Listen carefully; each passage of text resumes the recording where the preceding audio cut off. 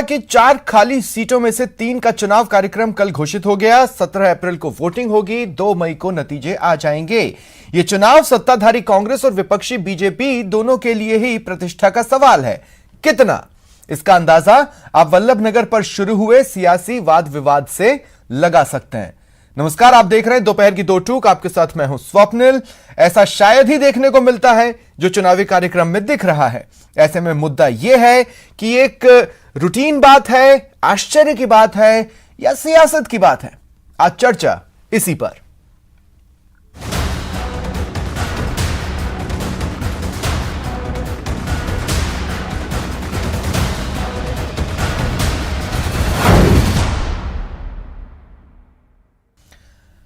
और मेरे साथ जो गेस्ट जुड़ रहे हैं आपको इंट्रोड्यूस करवा देता हूं।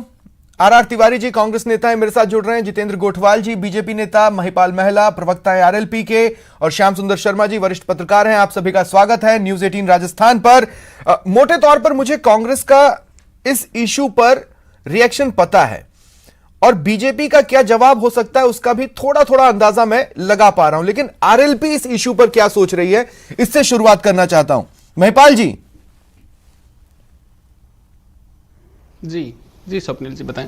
मैं जानना चाहता हूं, चुनावी कार्यक्रम में फिलहाल वल्लभनगर नहीं है, क्या यह बात आपको आश्चर्य में डालती है? इस पर कोई पार्टी थिंकिंग बनी है? नहीं, आश्चर्य की इसमें कोई बात ही नहीं है। ये चुनाव आयोग को फैसला करना है कि कब करवाने हैं, और राष्ट्रीय लोकतांत्रिक पार्टी पूरी तरीके से तैयार है। हमने 19 दिसंबर 2020 को ये तय कर लिया था, प्रदेश में होने वाले चारों बाई इलेक्शन राष्ट्रीय लोकतांत्रिक पार्टी बोटल के चुनाव चिन्ह पर इंडिपेंडेंट लड़ने का काम करेगी। हमारी तैयारियां पूरी हैं। जब चाहे तब चुनाव आयोग चुनाव की घोषणा कर दे, राष्ट्रीय लोकतांत्रिक पार्टी पूरे दमखम से चुनाव लड़ने का काम करेगी। और कांग्रेस कल जब तक कार्यक्रम घोषित नहीं हुआ था, मोटे तौर पे तो आपको ये लग रहा होगा ना कि एक साथ चुनाव होंगे चारों सीटों पर, लेकिन कल पता चला नहीं 3 और फिर 1। नहीं, ये स्वप्निल जी, ये ऐसा कल्चर कभी रहा नहीं है। हर बार यही होता है कि बाई इलेक्शन एक साथ ही होते हैं। इस तरह से टुकड़ों में करवाना क्या मंशा रही होगी, क्योंकि ये चुनाव आयोग के क्षेत्राधिकार का मामला, हम उस पर कोई सवालात नहीं खड़ा करना चाहते। पर बड़े आश्चर्य की बात थी सब पॉलिटिकली पार्टियों के लिए भी, आप जैसे पत्रकारों के लिए भी, सारे मीडिया हब के लिए भी, कि 4 जगह में से 3 जगह चुनाव की घोषणा कर देना और 1 जगह पेंडिंग रखना, ये किस बात की ओर इशारा करता है? चूंकि हम चुनाव आयोग पे कोई टीका टिप्पणी नहीं करना चाहते, जैसा उचित लगे तब चुनाव करवा लीजिएगा। राष्ट्रीय लोकतांत्रिक पार्टी पूरे दमखम से चुनाव लड़ने का काम करेगी। ठीक है। आर तिवारी जी, उड़ते उड़ते कुछ रिएक्शंस आए, खुलकर तो किसी ने नहीं बोला, लेकिन कांग्रेस की साइड से कुछ रिएक्शंस आए कि बीजेपी को वल्लभनगर में प्रत्याशी नहीं मिल रहे हैं, जिताऊ उम्मीदवार नहीं मिल रहे हैं और इसलिए डिले करवाया गया होगा। इस तरह की चर्चाएं क्यों हैं, या अगर कांग्रेस को ऐसा लगता है तो क्यों लगता है? बैरागी साहब, पूरा देश जानता है प्रधानमंत्री के निवास से चुनाव आयोग को निर्देशित किया जाता है। और ये बात सही है कि राजस्थान में भारतीय जनता पार्टी के जो वीर हैं वो बयान वीर नेता हैं। जनता के साथ सड़कों पे कभी वो आए नहीं, क्योंकि हमारे जननायक अशोक गहलोत जी की सरकार ने जो काम किए उनके खिलाफ बोलने के लिए बीजेपी के पास में कोई दूसरा आंदोलन करने का रास्ता ही नहीं था। आज भारतीय जनता पार्टी के पास में, मेरा ये मानना है और कांग्रेस का मानना है कि वल्लभनगर में इनके आंतरिक विद्रोह है, आंतरिक लड़ाइयां हैं। इनका एक मत से कोई उम्मीदवार तय नहीं हो रहा, इसलिए प्रधानमंत्री जी को दखल देकर के वल्लभनगर सीट को छोड़ना पड़ा। तो फिर क्या कांग्रेस को क्या लगता है कि बाकी की जो 3 सीटें वहां पर बीजेपी फील गुड कर रही है, एक ही जगह उसको परेशानी है? 70-75 साल के इतिहास में बैरागी साहब, बीजेपी ने अपने इशारे पर चुनाव आयोग से 3 के चुनाव की घोषणा करवा दी, 1 को रोक दिया। इनको डर है कि अब इनको लग रहा है कि 2 मई के बाद में इनके सारे राष्ट्रीय नेता इस वल्लभनगर सीट पे आकर ये पूछ रहा हूं, चलिए मान भी लें कि अगर बीजेपी को एक सीट पर डर है तो बाकी 3 पर तो नहीं है। मैं कह रहा हूं उनके उम्मीदवार ही नहीं है वहां, अब इनको ढूंढना पड़ेगा। ऐसा कभी आपने भी नहीं देखा होगा, मेरा लंबा राजनीतिक जीवन है, 42-43 साल का, मैंने देखा नहीं किसी राज्य की विधानसभा की सीटें खाली हो और वहां पर आपने से 4 में से 3 का चुनाव कर रहे हैं। कैसा चुनाव आयोग का फैसला? फिर भी जैसा अभी कह रहे थे आरएलपी के मेरे साथी महिपाल, जैसा ये चाहे कांग्रेस जीत करके आएगी, ये 3 सीटें जीतेगी, जब वल्लभ नगर में चुनाव करवाएंगे हम वल्लभ नगर भी जीतेंगे, क्योंकि वो सीट तो हमारी ही थी। ठीक है जितेंद्र गोठवाल जी, अब देखिए आपकी party one nation one election की हिमायती रही है, क्या यह बात आपको नहीं चौंकाती कि 1 स्टेट और 2 इलेक्शन हो रहे हैं? देखिए, मैं कभी भी बिना तर्क के और बिना जानकारी के कोई बात नहीं करता हूं। ठीक है, हमारे साथी तिवारी जी को यह जानकारी नहीं है। जब भी केंद्रीय चुनाव आयोग किसी चुनाव की घोषणा करता है तो राज्य सरकार से चुनाव अधिकारियों को बुलाया जाता है, राज्य चुनाव कमिश्नर को बुलाया जाता है और उससे बैठकर यह चर्चा की जाती है कि जब वो उपचुनाव जितनी सीटों पर होने वाले हैं, क्या आप उसके लिए प्रिपेयर हैं या नहीं है। चुनाव आयोग जब असहमति दर्ज करता है तभी केंद्रीय चुनाव आयोग इस तरह के निर्णय लेता है। मुझे जो जानकारी है, वल्लभ नगर के लिए चुनाव आयोग ने कुछ समय मांगा और समय सरकार के इशारे पर मांगा होगा, स्वाभाविक सी बात है। लेकिन केंद्रीय चुनाव आयोग जब राज्य चुनाव आयोग के कर्मचारियों के साथ बात करते हैं, बात करने के बाद ही वो चुनाव का निर्णय लेते हैं। निश्चित तौर पर राज्य चुनाव आयोग, जो कि सरकार के, कांग्रेस सरकार के, टैपिंग वाली सरकार के, बलात्कारी सरकार के इशारे पर काम कर रहे हैं, उन्होंने इस चुनाव के लिए समय मांगा और इसलिए केंद्र को मजबूरीवश क्या लगता है उन्हें समय क्यों चाहिए होगा? देखिए मैं ये क्यों पूछ रहा हूं, क्योंकि बीजेपी के रिएक्शंस के हिसाब से बजट में उन्होंने कह दिया कि बजट में तो चारों इलाकों, चारों सीटों को बहुत कुछ दे दिया, इतनी घोषणाएं कर दी, इतनी चीजें कर दी, फिर राज्य सरकार समय क्यों मांगेगी वल्लभ नगर के लिए अलग से?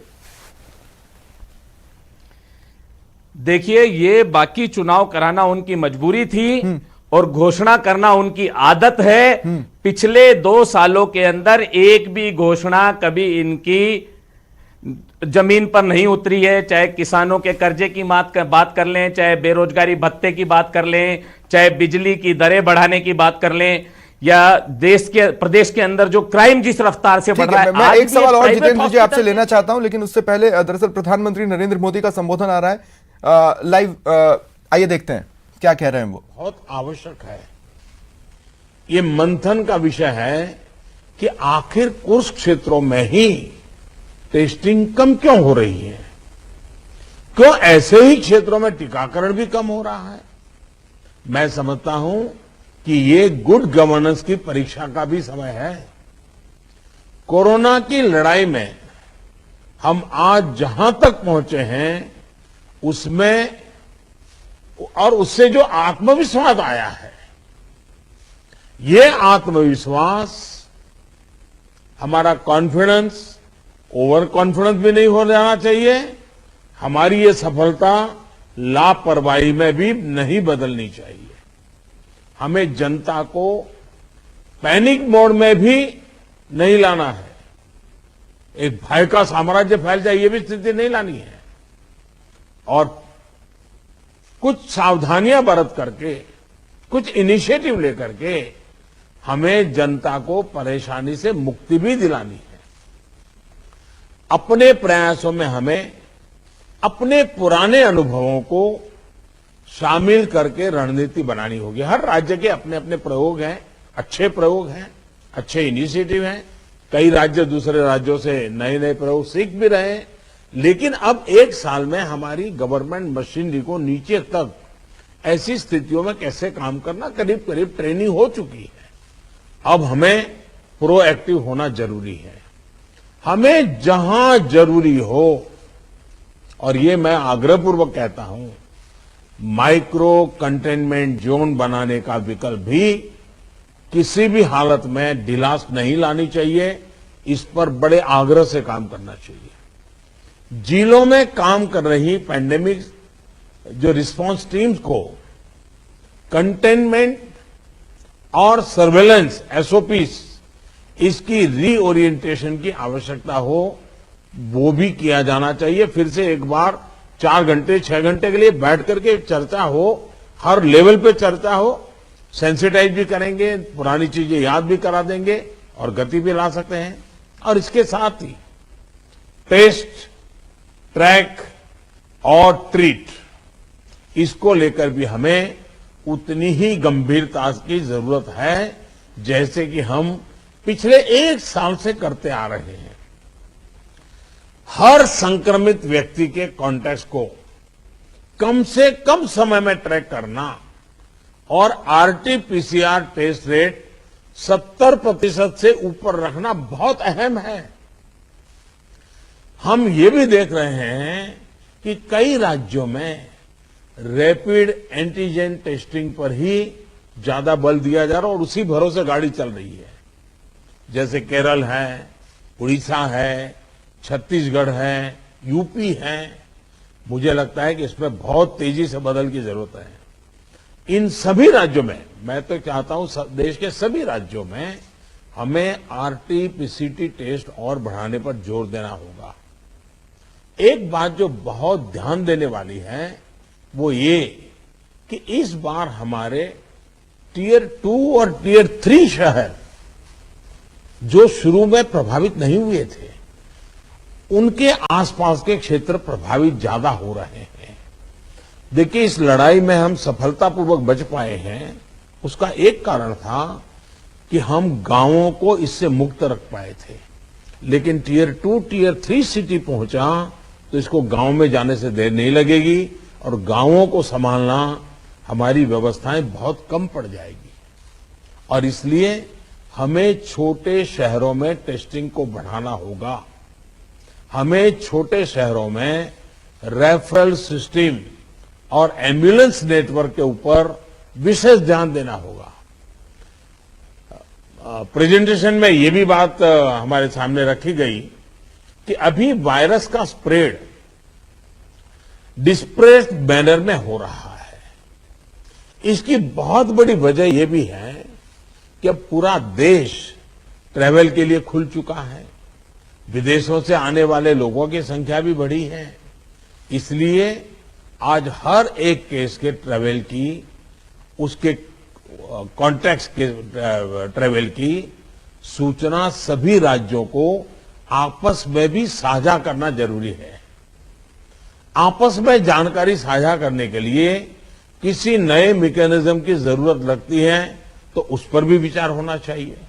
इसी तरह विदेश से आने वाले यात्रियों और उनके कॉन्टैक्ट्स के सर्वेलेंस के लिए एसओपी के पालन की जिम्मेदारी भी हमारी अब बढ़ गई है। अभी हमारे सामने कोरोना वायरस के न्यूटन्स को भी पहचाने और उनके प्रभावों का आकलन का भी एक प्रश्न है। आपके राज्यों में आपको वायरस के वेरिएंट का पता चलता रहे, इसके लिए भी जीनोम सैंपल भी टेस्टिंग के लिए भेजा जाना उतना ही अहम है। साथियों, वैक्सीन अभियान को लेकर कई साथियों ने अपनी बात रखी। निश्चित तौर पर इस लड़ाई में वैक्सीन अब 1 साल के बाद हमारे हाथ में एक हथियार आया है। ये प्रभावी हथियार है। देश में वैक्सीनेशन की गति लगातार बढ़ रही है। हम एक दिन में 30 लाख लोगों को वैक्सीन करने के आंकड़े को भी एक बार तो पार कर चुके हैं। लेकिन इसके साथ ही हमें वैक्सीन डोसेज वेस्ट होने की समस्या को बहुत गंभीरता से लेना चाहिए। तेलंगाना और आंध्र प्रदेश में 10% से ज्यादा वैक्सीन वेस्टेज है। यूपी में भी वैक्सीन वेस्टेज करीब करीब वैसा ही है। वैक्सीन क्यों वेस्टेज हो रही है, इसकी भी राज्यों में समीक्षा होनी चाहिए और मैं मानता हूं हर रोज शाम को इसकी मॉनिटरिंग की व्यवस्था रहनी चाहिए और हमारी सिस्टम को प्रोएक्टिव लोगों को कांटेक्ट करके एक साथ इतने लोग मौजूद रहें ताकि वैक्सीन दे, वैक्सीन वेस्टेज न जाए, इसकी व्यवस्था होनी चाहिए। क्योंकि एक प्रकार से तो देखिए, अभी भी कोरोना के खिलाफ जंग जारी है और ऐसे में सतर्क रहने की जरूरत है, सावधानियां बरतने की जरूरत है। मास्क पहने, सोशल डिस्टेंसिंग को फॉलो करें। चलिए वापस डिबेट पर लौटते हैं। प्रधानमंत्री के संबोधन से पहले मैं जितेंद्र गोठवाल जी के साथ था। जितेंद्र जी, एक सवाल और, क्या आपको सच में प्रत्याशी नहीं मिल रहे हैं? मतलब जो चर्चाएं हवाओं में है उसके हिसाब से। देखिए, भारतीय जनता पार्टी चुनाव के लिए ही नहीं बनी। भारतीय जनता पार्टी विचार के लिए काम करती है, देश के लिए काम करती है, समाज के लिए काम करती है। इसलिए हमारा जितना नेटवर्क है, बाकी दल उस नेटवर्क के बारे में सपने में भी नहीं सोच सकते। हमारे पास चुनाव लड़ने वालों की भीड़ है, हमारे कार्यकर्ता चुनाव लड़ने के लिए उत्साहित हैं और पूरे प्रदेश के अंदर एक ऐसा वातावरण बना है, इस सरकार के खिलाफ जैसा वातावरण है। हम चारों सीटें जीत कर आने वाले हैं, क्योंकि अभी 3 सीटों पर चुनाव हो रहे हैं। 7,43,802 वोट मतदाता अपने मत का प्रयोग करने वाले हैं, जिसमें से लगभग 50% महिलाएं हैं। केंद्र सरकार की तो इतनी तैयारी है कि प्रत्येक बूथ, जो कि पहले 791 बूथ थे, उसे बढ़ाकर केंद्र सरकार ने 4145 कर दिया, क्योंकि कोविड की गाइडलाइन को ध्यान में रखते हुए केंद्र सरकार सभी चुनावों के लिए प्रिपेयर है और हमारी पार्टी भी प्रिपेयर है। और राजस्थान में हमारे माननीय प्रदेश अध्यक्ष इस मामले में केंद्र की सुनी गई। ठीक है जितेंद्र जी, आगे आऊंगा मैं आपके पास। श्याम सुंदर शर्मा जी, आरएलपी चूंकि अभी प्रदेश की सियासत में नहीं है, एक पुराने दिग्गज के सहारे, इसलिए उनको इस एनालिसिस से थोड़ा सा दूर रखते हुए मैं कह रहा हूं कि आज की डेट में हो ये चला है कि जो दोनों ही ये जो दल हैं, उनके घर इतने शीशे के हो चले हैं कि अंदर खाने क्या चलता है, खासकर सोशल मीडिया की वजह से भी दिख ही जाता है।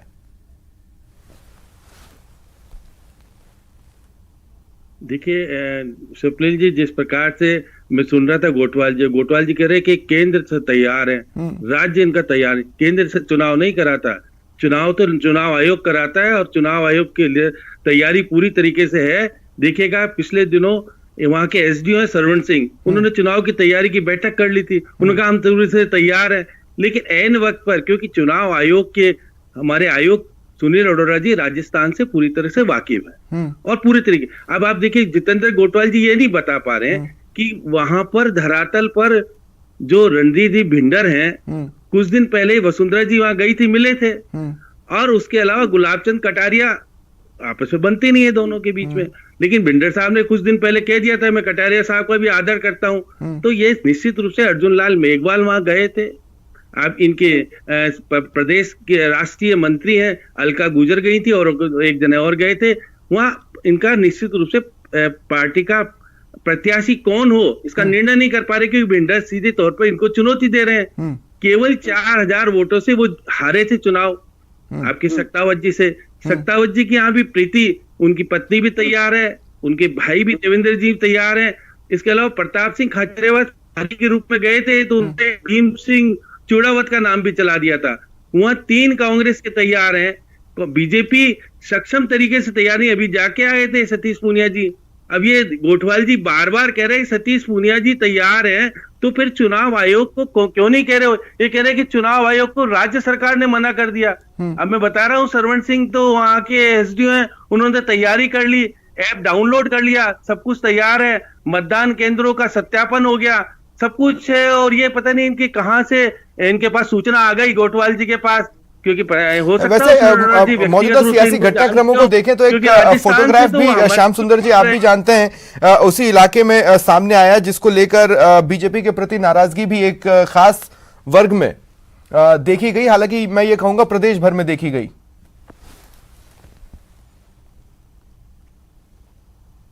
देखिएगा वो तो महाराणा प्रताप को लेकर के जिस प्रकार से सियासत हुई और जो इनके वहां पर आम सभा हो रही थी, सीपी जोशी भी मौजूद थे, इनके चित्तौड़ वाले और बाकी लोग भी मौजूद थे। महाराणा प्रताप को ये नीचे लेके बैठ गए, जो कि चुनाव तो उन्हीं के सारे जीतता है इनको। तो ये देखिए बहुत सारी चीजें हैं, धरातल पर कुछ और है। जितेंद्र गोठवाल जी को कुछ और जानकारी है, लेकिन इंटरेस्टिंगली जो बात आपने कही उस पर रिएक्शन जरूर बनता है। जितेंद्र गोठवाल जी कुछ कहना चाहते हैं। जितेंद्र जी क्या बन नहीं पा रही है? देखिए अब संकेत तो दिख रहे हैं। मैं आता हूं तिवारी साहब, गोठवाल जी। भाई साहब श्याम सुंदर जी को एक जानकारी दे दूं। हाँ। जी भाई साहब श्याम सुंदर जी को मैं एक जानकारी दे दूं। एसडीएम इतना बड़ा सक्षम अधिकारी नहीं होता कि वो डायरेक्ट चुनाव कमिश्नर को कन्विंस कर पाए कि मैं चुनाव कराने के लिए तैयार हूं। चुनाव कमिश्नर जो राज्य के होते हैं, जो केंद्र से कोऑर्डिनेट करते हैं, वो सिर्फ और सिर्फ सीएम के कोऑर्डिनेशन के बाद ही आगे सवाल और जवाब करते हैं। अपनी तैयारी का फीडबैक वो सीएम को ही देते हैं।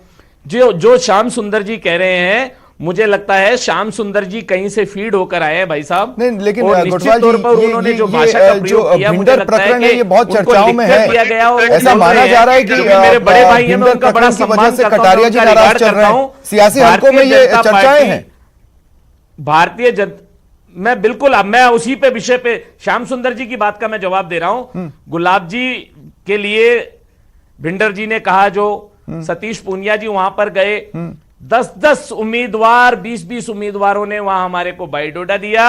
और निश्चित तौर पर मैं कह रहा हूं, चुनाव जीतकर आएंगे। और हमारे पास इतने तिवारी जी देखिए, दूसरों के घर पर पत्थर मत मारिए, पहले आप अपने घर का जवाब दीजिए। तिवारी जी सुनिए मेरी बात सुनिए। तिवारी जी, आप दूसरों के घर पर पत्थर मत मारिए, पहले अपने घर का जवाब दीजिए। बीजेपी ये कह रही है कि राज्य सरकार से रिएक्शंस नहीं गए। एकजुट होकर भारतीय जनता पार्टी चुनाव लड़ेगी और निश्चित तौर पर। ठीक है, 2 मिनट रुकिए। और जो तिवारी जी कह रहे गोठवाल जी रिक्वेस्ट करता हूँ, चुप हो जाइए। तिवारी जी, आपसे भी रिक्वेस्ट कर रहा हूँ, मैं आऊंगा आपके पास। तिवारी जी 2 मिनट रुकिए, जब भी होगा 2 मिनट रुकिए। महिपाल जी ने भी हाथ उठाया। महिपाल जी, क्या जोड़ रहे हैं आप? तिवारी जी रुकिए ना, स्वप्निल जी रुकवा रहे हैं ना। तिवारी जी और गोठवाल जी दोनों ही वरिष्ठ नेता हैं। सर, मैं तो आपके माध्यम से इतना कहना चाहता हूं, चुनाव जब भी हो, और गोठवाल जी वाली पार्टी को इतनी बड़ी उपलब्धि नहीं है कि 10-10 बायोडाटा इनके पास आ गए हैं तो इनके पास कोई जीता उम्मीदवार हैं। ये प्रदेश की लुंजपुंज सरकार है जिन्होंने गुड गवर्नेंस का वादा किया था, प्रदेश की जनता को गोड के भरोसे छोड़ दिया। मुझे एक बात बताइए, बलात्कार में देखिएगा। महिपाल जी, सीधा सवाल है। पूरी कर लूं महिपाल जी, सीधा सवाल है। पहले मैं पूरा कर लेता हूं। सुनिए तो सही, सीधा सवाल है। मैं आपकी पार्टी से जुड़ा सवाल पूछ रहा हूं, मैं चाहता हूं आप इस पर जवाब दें। हाल के दिनों में हमने देखा आप बीजेपी पर वार करने से चूकते नहीं हैं, और कांग्रेस पर तो आप शुरुआत से वार करते ही रहे। मैं आपसे यह पूछना चाह रहा हूं कि अगर ये भिंडर प्रकरण इतना वहां हवाओं में, तो आरएलपी को इसका पता क्यों नहीं चला? सर, मैं आपको बताऊं, आप पहली बात का तो मैं जवाब दे देता हूं। जो भारतीय जनता पार्टी पे वार करने की बात कह रहे हैं, क्यों ना वार करें? 300 किसानों की हत्यारी सरकार है, महंगाई को डैन बताने वाली सरकार ने आज डार्लिंग बना दिया है महंगाई को, क्यों ना वार करें? हिंदुस्तान का अंततः 125 दिन से सड़कों पे बैठा, दिल्ली के चारों तरफ बैठ के 300 से ज्यादा किसान दुनिया को प्यारे हो गए। भारतीय जनता पार्टी खिलाफ क्यों ना बोलें? और रही बात कांग्रेस की, कांग्रेस को भी हम लोग सड़कों पे भी नंगा करने का काम कर रहे हैं, और विधानसभा में भी कांग्रेस के खिलाफ पुरजोर तरीके से विपक्ष की भूमिका अदा करने का काम कर रहे हैं। ठीक है तिवारी जी, आपने काफी बीजेपी को लेकर बोला, लेकिन बीजेपी आप पर भी वही आरोप लगा रही है जो आप बीजेपी पर लगा रहे हैं कि आपकी सरकार की ओर से क्या लगा रही है? चीजें नहीं सही गई, इसलिए वल्लभ नगर लटक गया, नहीं तो वो इसमें होता। ये कुछ भी कह सकते हैं। नहीं, तिवारी जी से मेरा सवाल है। आर तिवारी जी से मैंने पूछा। महिपाल जी 2 मिनट रुकिए। तिवारी जी सर, हाँ, बीजेपी का कहना है कि कांग्रेस जो आरोप लगा रही है दरअसल उसी ने किया है, आपने ही लटकाया वल्लभ नगर। क्या किया? अरे ये जितेंद्र गोठवाल जी नई खोज करके लाए हैं बैरागी साहब। राज्य का चुनाव आयोग केंद्र के चुनाव आयोग से बड़ा है क्या? केंद्र के चुनाव आयोग की जिम्मेदारी है संवैधानिक संस्थाओं को और विधानसभा लोकसभा की सीटों को भरने का अंतिम और पहला दायित्व अगर केंद्र के चुनाव आयोग पर है। यह कौन सा खोज है कि हमारा चुनाव आयोग हमारे मुख्यमंत्री के कहने से केंद्र को प्रभावित कर रहा है? तो भाई साहब फिर तो सुनील अरोड़ा जी को वापस हटा दीजिए वहां से। आप हमारे जो चुनाव आयोग है राजस्थान का, उनको भेज दो ना आप वहां पर। ये कैसी खोज करके लाए? नई खोज। मेरे पास समय बहुत कम बचा है, गोठवाल जी में रिएक्शन नहीं ले पाऊंगा। श्याम सुंदर जी क्लोजिंग कमेंट देते हैं। है उनके पास में अंतर्द्वंद है और वल्लभ नगर पर इनको कोई सीट पर जगह मिल नहीं रही है। सुनिए देखिए स्वप्निल जी, अब ये जितेंद्र गोठवाल जी जो कह रहे हैं वो बात अलग है, लेकिन 20 जुलाई से पहले तो चुनाव कराना होगा। आज चुनाव नहीं करा रहे, टाल दिए गए।